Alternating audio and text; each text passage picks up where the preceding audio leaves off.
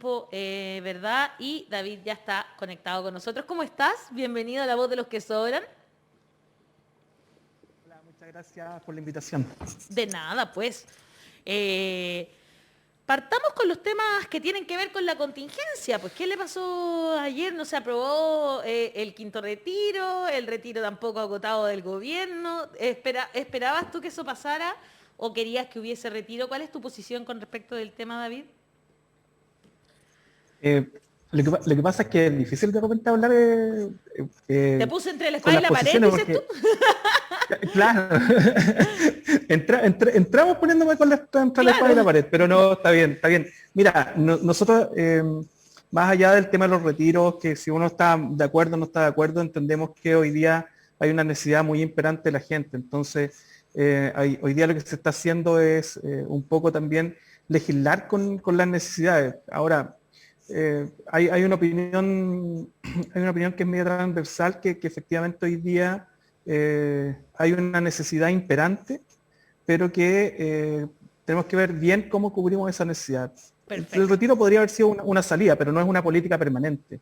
Claro. Entonces también es algo que es del momento y vamos a ver si terminaba el quinto retiro y vamos a empezar con el sexto, el séptimo. Es Entonces verdad. no hay una política que sea un poco también que vaya en ayuda real hoy día. Porque también hay gente que tampoco tiene recursos hoy día, que a lo mejor tampoco les servía el quinto retiro. Entonces Exacto. también es una discusión bastante grande que hay que dar.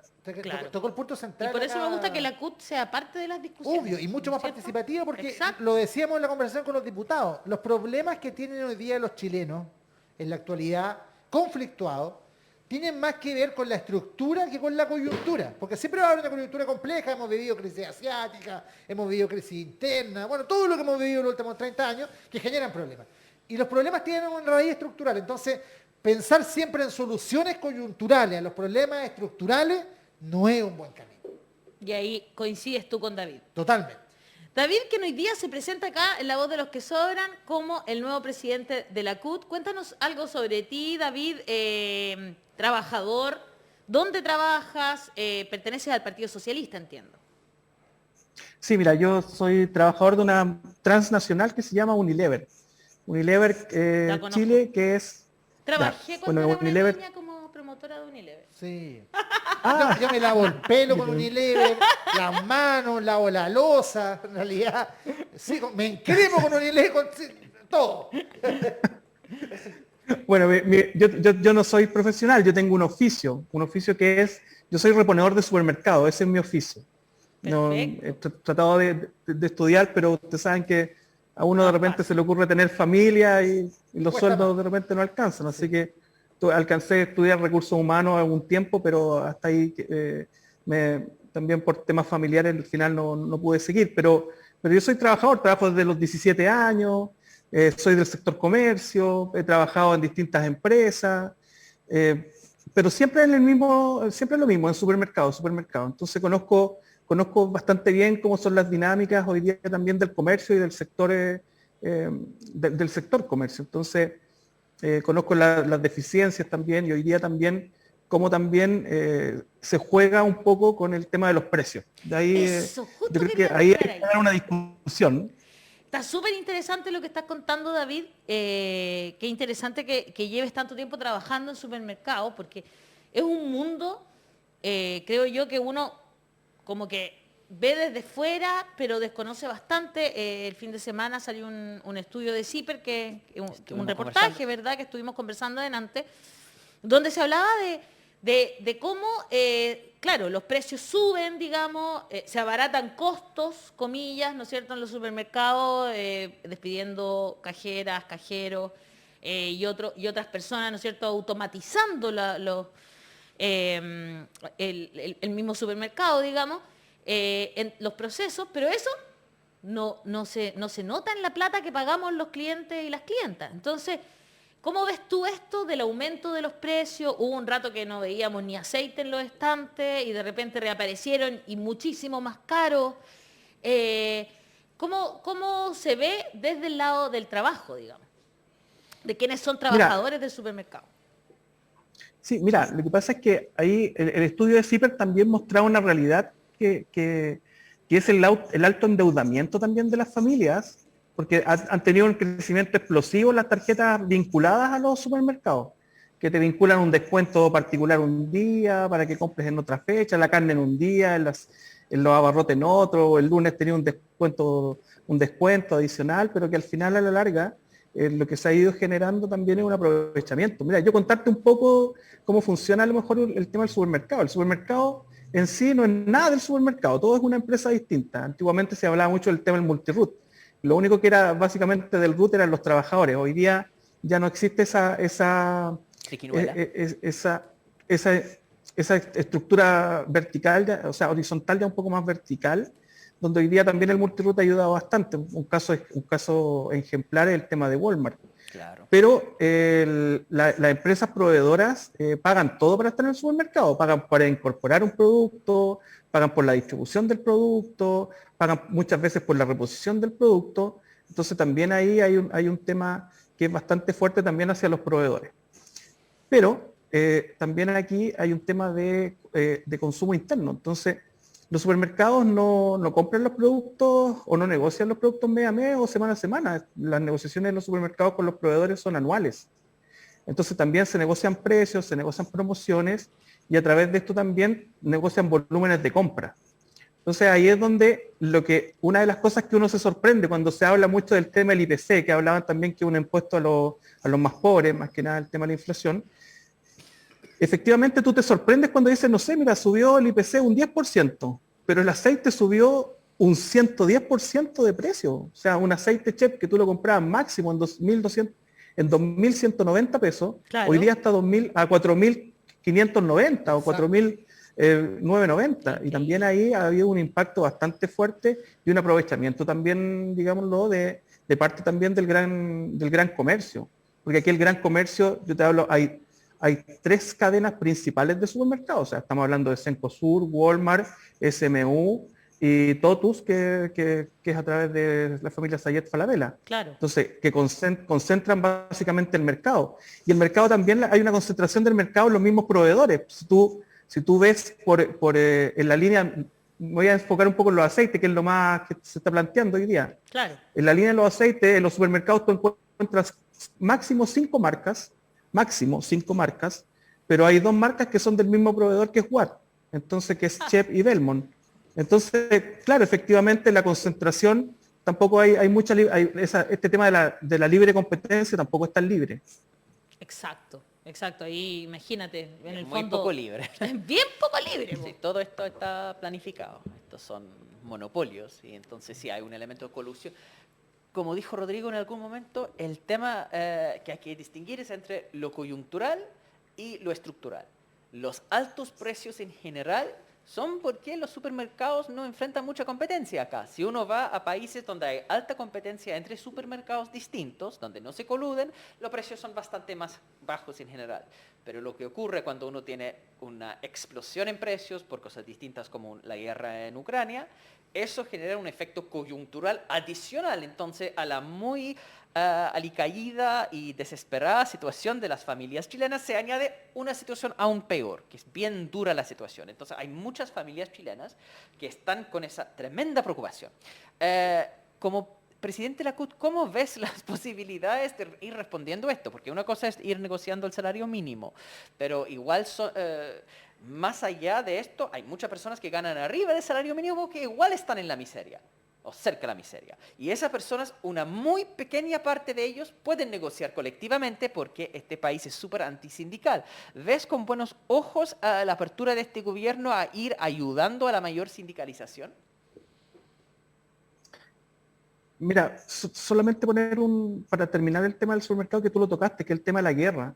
No se disparaba ni una bala en Ucrania y el precio del aceite ya había subido, o los precios de los alimentos ya habían subido un porcentaje bastante alto.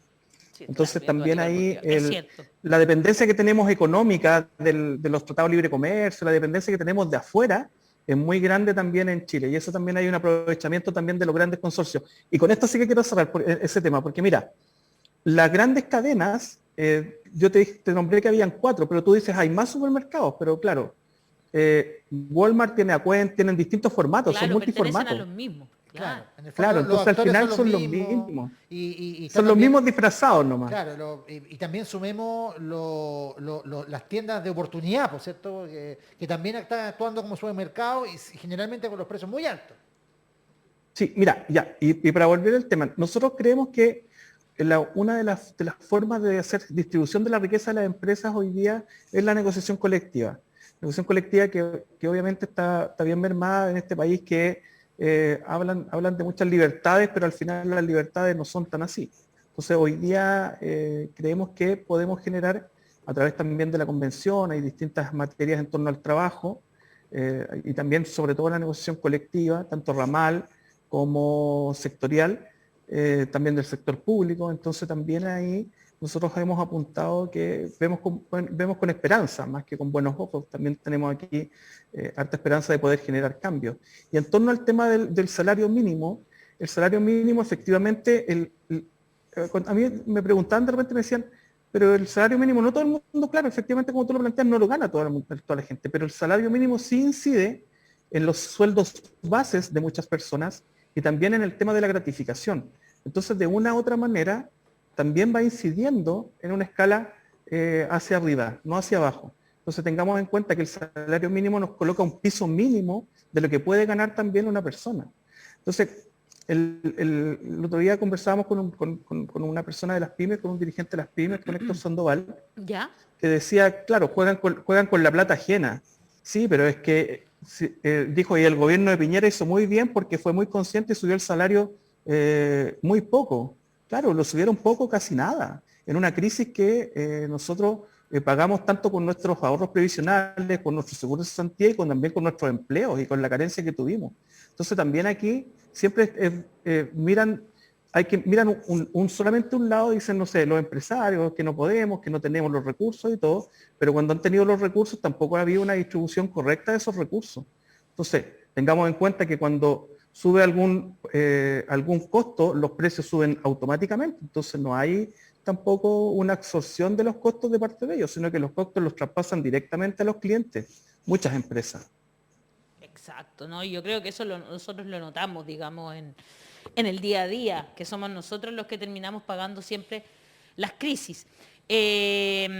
Estábamos hablando del salario mínimo. ¿Cuáles van a ser las prioridades de la CUT en tu periodo, David, justamente? Llegar a un buen salario, las 40 horas. ¿Cuáles temas son los que estábamos hablando también de negociación, ¿verdad? De sindicatos más fuertes? ¿Cuáles crees tú que deberían ser los temas principales para la CUT en este año 2022? Mira, nosotros hoy día estamos en plena negociación del salario mínimo, pero nosotros hemos hablado de que efectivamente el incremento va a ser significativo, o sea, en los últimos, no sé, no quiero decir una cantidad de años, pero hace muchos años que no hay un incremento tan grande del salario mínimo como el que se está realizando ahora. El problema es que tenemos una inflación que es avergonzante, entonces el costo de la vida hoy día es brutal, es Claro. brutal. Entonces, claro, el incremento del salario mínimo a lo mejor puede ser mermado efectivamente por estas cosas. Nosotros hemos planteado de que en esta negociación de que el primer esfuerzo del gobierno, porque va a ser en 2 tandas, que el primer esfuerzo sea más significativo que el segundo y que en enero se pueda hacer un correccional que nos permita también recuperar la inflación. ¿Y eso para qué? Para que realmente el incremento no sea absorbido también por el tema de la inflación. Entonces tengamos en cuenta que aquí está este tema, decía, no sé, hablábamos delante del quinto retiro, tú me decías, el quinto retiro, también se han creado muchos fantasmas, decía, no sé, estaba mirando ayer, si saca el quinto retiro va a llegar un 15% de la inflación al otro día. Entonces, Claro. en Chile la brutalidad del otro día es brutal porque es al otro día. Entonces, independiente de las cosas que puedan ir pasando entre medio, los costos al tiro los asumimos nosotros. Entonces, también ahí nosotros hemos hablado de una política salarial.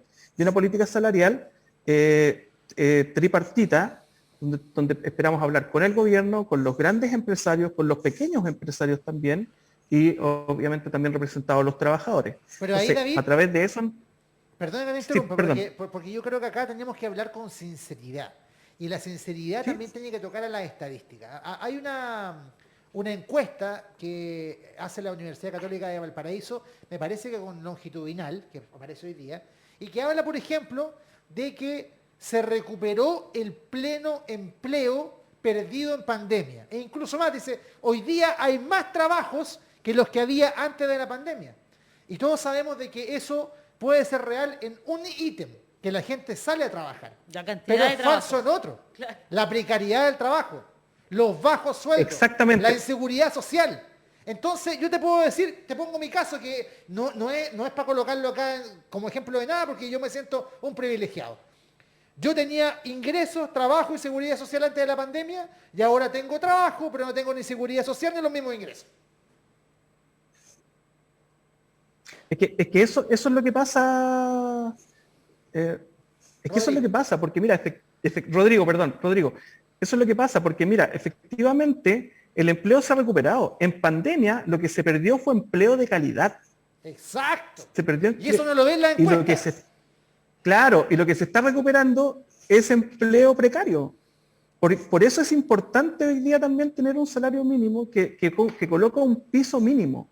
Entonces, hay hace un par de meses atrás salió una encuesta que decían, la gente no quiere trabajar. La gente no es que no quiera trabajar, sino que le están ofreciendo un salario que es muy bajo. Entonces, los salarios han ido en decadencia, han ido a la baja. Entonces, claro, efectivamente acá yo te puedo poner otro ejemplo, que es del sector que yo manejo bien. Antiguamente existían en las tiendas vendedores integrales, que un vendedor que ganaba ciertas comisiones, que te entregaba un servicio diferenciado. Hoy día en las tiendas existen reponedores en las grandes tiendas. Lo que pasó también en Walmart, lo que planteaba Ale, el tema de las cajeras.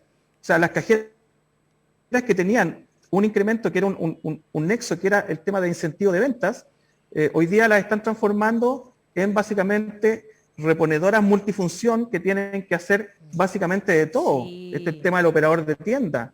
Entonces, lo que se ha estado haciendo es precarizando el trabajo.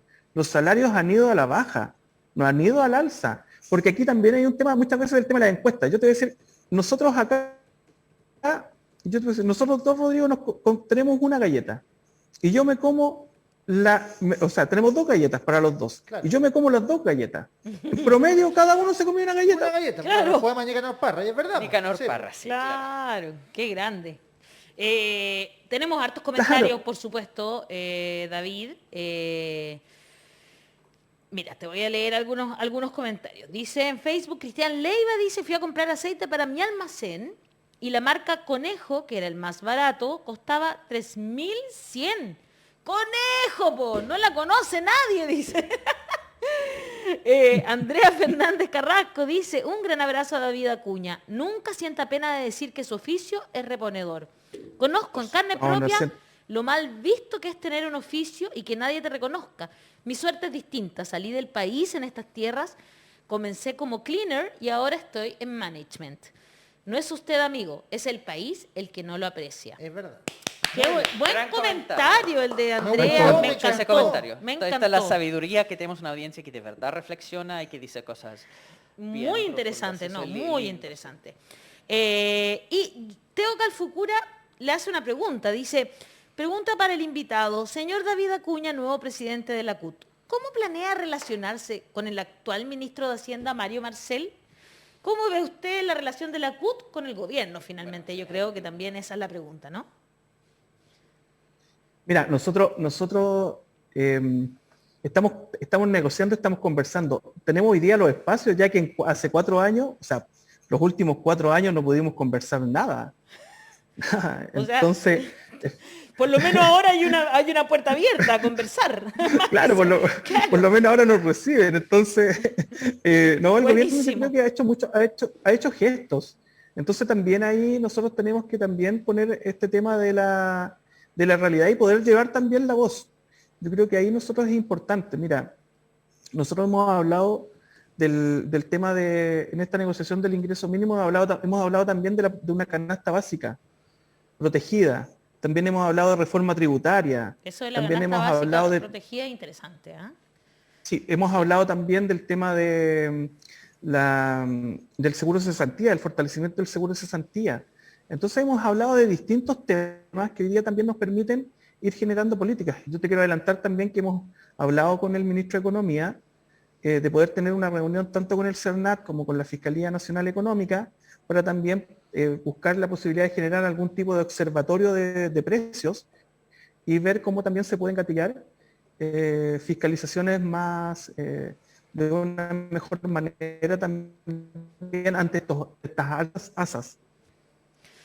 Ay, sé que nos quedó pegado, David. Estaba tan interesante la conversación. Sí. Sí, además que estamos conociendo a David Acuña, el nuevo presidente de la CUT, Claro. que me parece que Futuro embajador no sabemos dónde. Ahí volví. Ahí volvió David. Que nos parece muy interesante que la CUT se transforme, como bien tú dices, ya que tienen la puerta abierta, en un verdadero, una fuerza que pueda negociar, ¿no es cierto? Y que de verdad vuelvan a ser una fuerza importante. Siento que la CUT los últimos años había perdido, y como bien tú dices, con la puerta cerrada no se puede conversar nada. Po. Sí, embajador, ojalá que no me manden muy lejos, sí. Son bromitas que se van acá, porque nos gusta desear también. No, hay que tomar las cosas con humor. Mira, nosotros hoy día estamos apuntando mucho al tema del diálogo social. Nosotros creemos que el diálogo social es fundamental. Conversar con todos los actores nos permite también poder tener una buena llegada. Aquí nosotros hemos recibido y vamos a juntarnos con quien tengamos que juntarnos para poder ir avanzando. Para nosotros es importante. Qué bueno, David. Oye, no puedo dejar de preguntarte por qué pasó adentro de la CUT, porque queremos que vuelva a ser un actor importante, pero también pasan cosas, ¿no? Estaba Silvia Silva, quien renunció, ¿verdad? Hace poquito, ella iba a asumir hasta el 2025. ¿Qué pasó, David, que eso quedó ahí, digamos, quedó en el camino y finalmente asumes tú? ¿Qué fue lo que gatilla este cambio? Mira, nosotros tuvimos un proceso eleccionario el 2021. Nosotros dentro de este proceso que fuimos generando distintos cambios. Yo pertenezco a una lista que nosotros fuimos la lista que sacó mayor cantidad de consejeros electos. Nosotros conseguimos hartas cosas en la central. Yo hoy día lo comentaba un poco en la reunión que tuve. O sea, nosotros hoy día tenemos en la Central Unitaria de Trabajadores paridad, pero paridad de verdad. O sea, tenemos son 22 compañeras y 23 compañeros electos. Y mira. Compañeras no electas porque tuvimos que sacar a alguien para que algunas, claro. no, sino que electas con votación propia. Buena. Entonces eso es súper importante. Después de las elecciones, claro, hubieron distintos temas donde efectivamente se generaron problemas internos, porque también hubieron compañeros que no sacaron la representación que querían sacar y empezaron a entorpecer un poco el tema. Pero la situación de la compañera Silvia es una situación que es muy brutal y que se está haciendo muy común también, lamentablemente, dentro del mundo sindical. Que lo nombraban en delante, yo alcancé a conectarme antes, que se hablaba de la posverdad. Sí. Entonces, la compañera fue muy atacada, muy atacada en su ámbito interno, en su ámbito, las actividades que hacía la CUT siempre tenían algún problema, siempre recibió ataques constantes por parte también, lamentablemente, de algunas compañeras y compañeros que no entendieron que también hay que generar cambios. Entonces ahí es donde la compañera ya cumpliendo la labor que también se le encomendó, ya al término decide también por una sanidad mental y por un tema también de poder enfrentar su frente interno, que nosotros le llamamos, que son las familias, de poder dar este paso al costado y me entrega la responsabilidad de poder guiar, en este caso por el resto del periodo, a mí los destinos de los trabajadores, que es una carga también bien potente. Una cosa personal finalmente de Silvia. Claro, mira, aquí hay un tema que yo el otro día comentaba también, que es el tema de las redes sociales.